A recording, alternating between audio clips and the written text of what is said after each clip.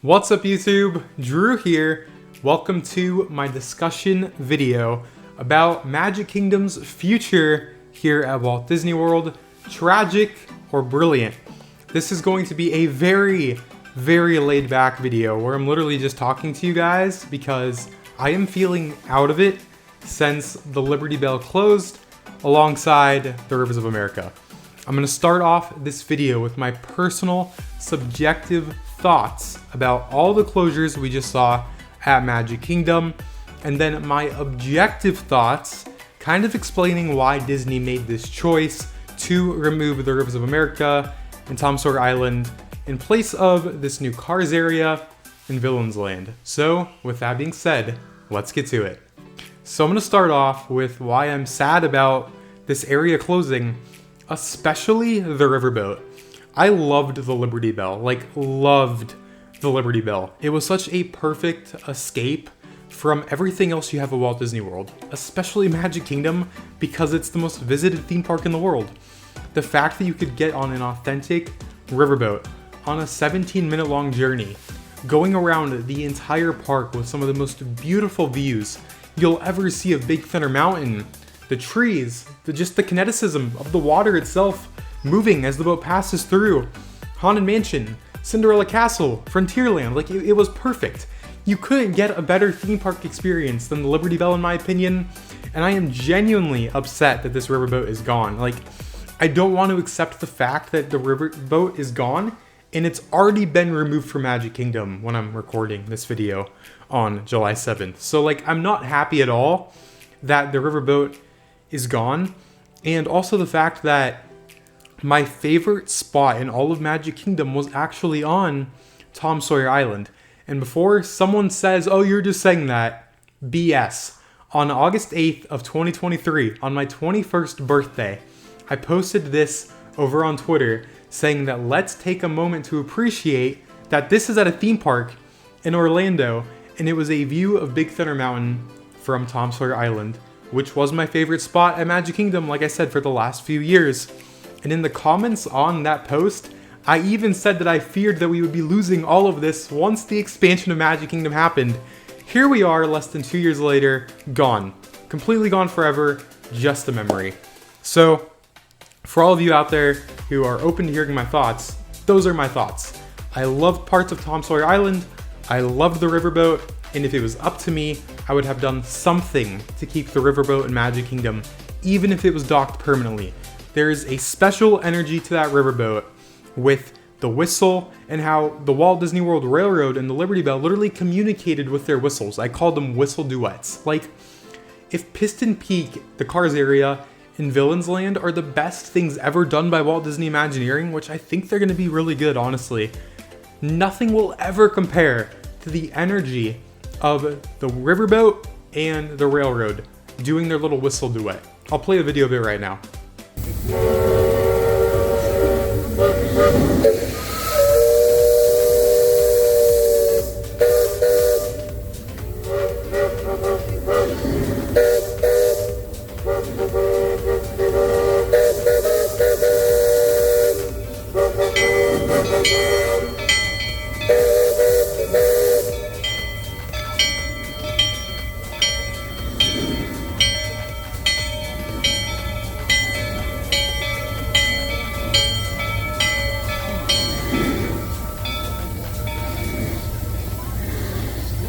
It truly was perfect in my opinion. You just can't beat that. It was pure Disney magic. And I'm gonna miss that for the rest of my life. Those little moments between the train and the boat, just so good. So good. And I still can't believe that it's gone, honestly. I took my dog on a walk tonight and it just felt dead, even from miles behind Magic Kingdom, because I didn't hear the whistle on the walk with Dustin, my lab. It's crazy the impact that whistle had on the park and even communities around the park. But that kind of leads me into my next point is I've seen so many people say that nobody went on the riverboat, nobody went on Sawyer Island, it's just water. It's so stupid when you're telling me that this is an unutilized space of Magic Kingdom. This is honestly the most perfectly utilized space because it served its purpose so perfectly. Like, how do you tell me that a riverboat a river in an island is unutilized. It is supposed to be an escape. Not everything has to have an hour-long wait time. Not everything needs to have a $17 a la carte lightning lane. You didn't have to step foot on Tom Sawyer Island to be positively impacted by Tom Sawyer Island. You didn't have to ride the Liberty Belle to be positively impacted by the Liberty Belle. When I was documenting the construction of Tiana's Bayou Adventure for 5 months, from January through June of 2024, I would turn around when I was on that little bridge on the Riverwalk right outside the drop, if you guys know what I'm talking about, and the Riverboat was there for 5 months and just waving to people, just acknowledging humans. Having a simple connection of waving was a beautiful part of all of it. And like how Big Thunder Mountain was meticulously designed to where that one bank near the end of the coaster, like you're gonna fly into the water and then your vehicle banks to the left and then you head back into the load station. Like, even Big Thunder Mountain is being negatively impacted by the removal of the Liberty Belle in the rivers of America. There's so many things here that people don't think about that impacted your experience. So I think that that's all that I really need to say. It was such a perfect Disney area. Everything about it was Disney. It had 1970s time capsule written all over it, even to the caves, and how like the height clearance of the caves was like 5 feet. I'm 6'2" and I could barely even fit in those caves. Just the fact that it existed for almost 54 years is so damn cool. And that's why I have over 2 hours worth of videos from that whole area. I spent the last few days getting tons of videos, so I'll share those at some point down the road, but I have them and that's all that matters. But that's all of my subjective thoughts. That's where I move to the objective. And some people aren't gonna like what I have to say here. But again, you have to look at these things through a business perspective to understand why Disney did this. And that's where I kind of move into the title of this video, like I mentioned, tragic or brilliant, the future of Magic Kingdom. As much as it pains me to say this, it makes perfect sense for Disney to remove all of these things from a business perspective. One reason being the maintenance costs of the Liberty Belle and the river. Some of the highest maintenance costs, as far as I understand, at Walt Disney World, to the point that in the Liberty Belle's like final 9 months of operation, it was running on a backup generator. Like the Liberty Belle's main power source wasn't even working, and the boat closed permanently on a backup power source. Also, the fact that Magic Kingdom has the utilidors underneath the park. So if there were concerns about, this 50-plus-year-old piping leaking into the utilidors, that's another reason. Also, like I mentioned, Tom Sawyer Island was not safe at all. Tom Sawyer Island could not open today under ADA compliancy because of how unsafe it was. So if I'm looking at Disney's executives, looking at an unsafe area where lawsuits could come from, it's really easy to close the area where those lawsuits could come from. It's just so inaccessible. I keep saying it is. It was so inaccessible to the point where like people in wheelchairs or ECVs couldn't go on the raft. They couldn't go experience this area. And by bringing in cars and villains, it connects the entire park to where anyone can experience it. Like, there's just so many reasons why they're doing this. Honestly, I even think to the point that like at D23 Expo in 2022, at the time, Josh DeMario had said that Villains Land was far down the road. Like, I don't think Disney was planning to do Villains Land right now by any means up until very, very recently, until they greenlit this project, probably very close to when it was announced last August at D23 in 2024. I think that the audience reactions in 2022, when they first teased Villains Land, when they were doing that original Blue Sky session, the audience reactions were so strong to Villains Land that I really think it opened their eyes. And that was kind of confirmed a little bit later down the road in an interview with Entertainment Weekly, where I think it was Chris Beatty, who's one of the lead Imagineers right now at Walt Disney Imagineering, was like, we took note of it. And when you have a lead Imagineer saying we took note of the audience reaction, on top of the fact that Universal Creative just opened Dark Universe, Darkmoor, and people love Monsters Unchained, myself included, Disney kind of has to play catch up here. And that's where I applaud Universal for taking the risk of doing a Universal Monsters Classic Land, because I think it gave Disney's executives the confidence to finally greenlight Villains Land, which is now replacing this massive section of the rivers of America. And that kind of leads me into my next point, is that one of the biggest misses, in my opinion, for this project is how much Disney's been talking about cars. Like, I honest to God feel like the general Disney fan, someone who doesn't follow everything closely like I do, and probably a lot of you, where we're kind of living in this constant echo chamber of Disney news, something that I think about is just because we know about it doesn't mean the general Disney fan does. Like, just because I know what's happening in Magic Kingdom down to where everything's going to be located, the general person visiting Magic Kingdom even right now as I'm recording this video, they don't know what's happening. And Cars has been talked about so much that I honestly think that there's a lot of people who think that Cars is taking up like this entire 12-acre plot of land where the Rivers of America is right now. That's not reality. The reality is what I think is what I'm showing you guys on screen right now. This is a graphic that I made today of what I think is happening in Magic Kingdom. I want to be very clear. I made this. This is not official by any means, and Disney hasn't even released the model yet for this whole area. But Cars is less than 50% of what's coming to Magic Kingdom. It's pretty much the current front half of the Rivers of America, the main section of Tom Sawyer Island, leading up to that little area in between Big Thunder Mountain Railroad and Haunted Mansion in Liberty Square. I think that Disney is kind of going to connect these areas by adding a giant walkway where the bridge on Tom Sawyer Island was. That main bridge that connected the front half to Fort Langhorne, basically. I think that that area is going to be where we see a new walkway, adding a lot of capacity to Magic Kingdom, because whether people want to recognize it or not, adding walkways to Magic Kingdom makes this an expansion. Like, just having more walkways for people to walk on makes this an expansion. I don't necessarily love saying that, but like if Disney's gonna call it an expansion, they can, because it is. Also, the fact that I strongly suspect that there is a little square plot of land that sits perfectly behind Haunted Mansion and It's a Small World.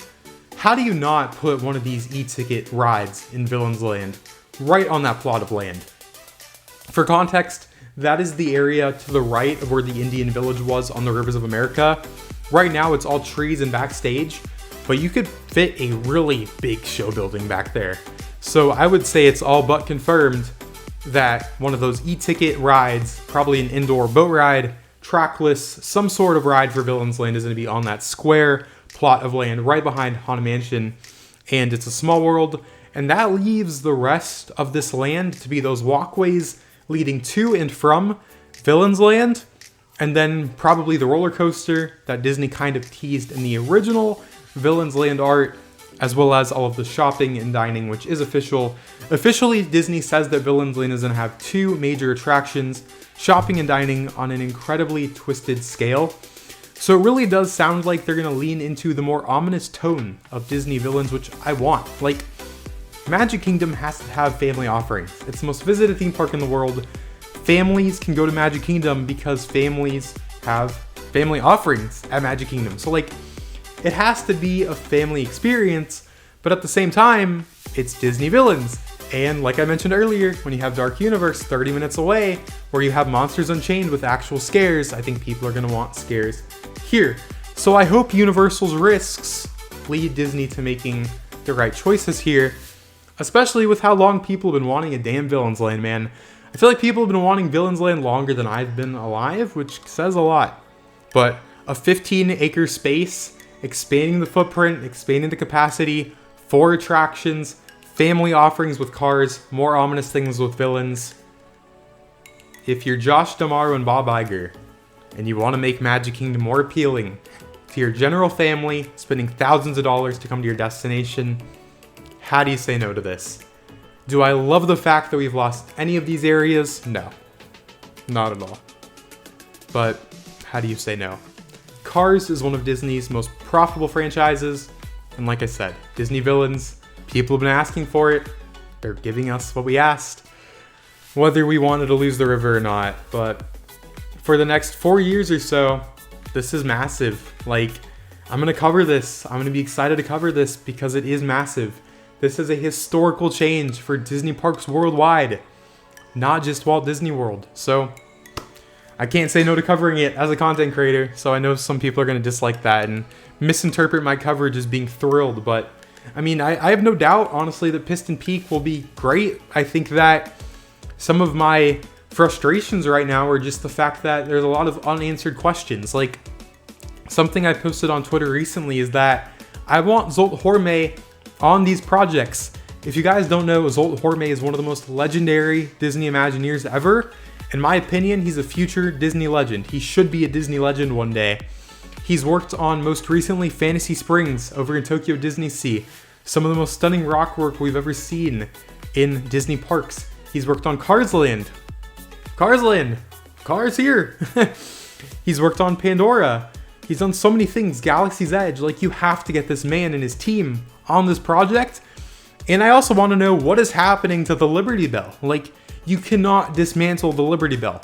The Liberty Bell needs to be preserved and parked somewhere so people can appreciate this riverboat, even if it's not going around the rivers of America. And so future generations can appreciate that this boat was here for almost 54 years. That's why I'm upset in ways, because I don't just want to be told Cars is coming to Frontierland and Frontierland. It's the wheelderness, right? Like, I want answers. And I understand that those answers will come in time as these projects develop, and there's still a ton of work to do. Like, they haven't even broke ground on these projects yet, and they're probably not going to go vertical for almost a year. Like, I'd be shocked if construction goes vertical before Memorial Day in 2026, honestly, but like I said, I know that these things are going to be answered in real time. I know those reveals are going to come at Destination D23 next month at the end of August. August 29th through August 31st is going to be big for news for Disney parks, but whenever you close something and I don't have those answers yet, that's where I draw the line. I feel like some of that communication can be done beforehand, like which they have done with Cars, but when Villains Land is taking up the majority of the space and all I have is a single piece of concept art that is very early concept art, where this concept art isn't going to look anything like the final product, when I'm left with more questions than answers, that's where my concerns lie. So only time will tell. But as of July 7th, 2025, I would expect Cars Piston Peak to open in summer of 2028, and I would expect Villains to open in fall of 2029. I think that they're going to stagger these openings and that Cars will be open first, followed by Villains. I want everything to be open by the end of 2029, and I think Disney wants everything open by the 2029 as well.